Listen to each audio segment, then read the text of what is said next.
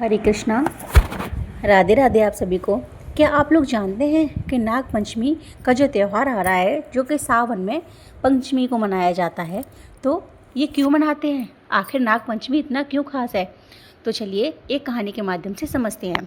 एक बार ज्ञानेंद्र राजा थे, उनके पिता को सांप ने डस लिया था, काट लिया था, जिससे उनकी मृत्यु हो गई थी। तो वो राजा इस दुख से इतना दुखी हुए कि उन्होंने कहा कि अब मैं इस पृथ्वी पर एक भी सांप को नहीं रहने दूंगा।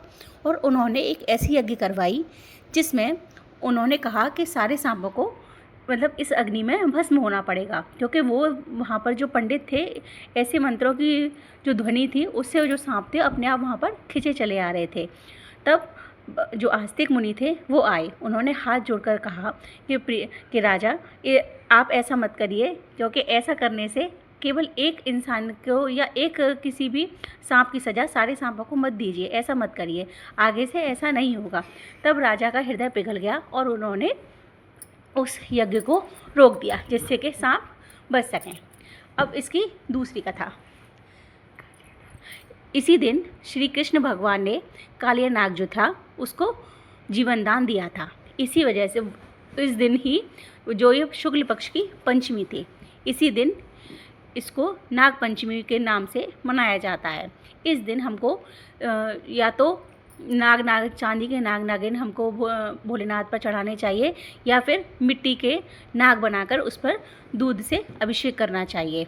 और इस दिन हमको किसी भी जानवर को सताना नहीं चाहिए, और ना ही किसी सांप को मारना चाहिए, और ना ही किसी सांप को सताना चाहिए। क्योंकि देखिए, सावन का इसका महत्व ये है क्योंकि सावन में बरसात होती है, और बरसात होने के कारण जो सांपों के बिल होते हैं उनमें पानी भर जाता है और वो बाहर निकल जाते हैं, और जो हमारे खेत होते हैं उनमें चूहों को खाते हैं, जिससे कि हमारी फसल को नुकसान नहीं होता। लेकिन हमको तो उनसे डर लगता है, इसीलिए हमको नाग पंचमी पर उनकी पूजा करनी चाहिए और उनसे, भोले बाबा से बोलना चाहिए कि हमको ये कभी भी ना दिखाई दें या इनसे हमको कोई भी क्षति ना पहुँचे।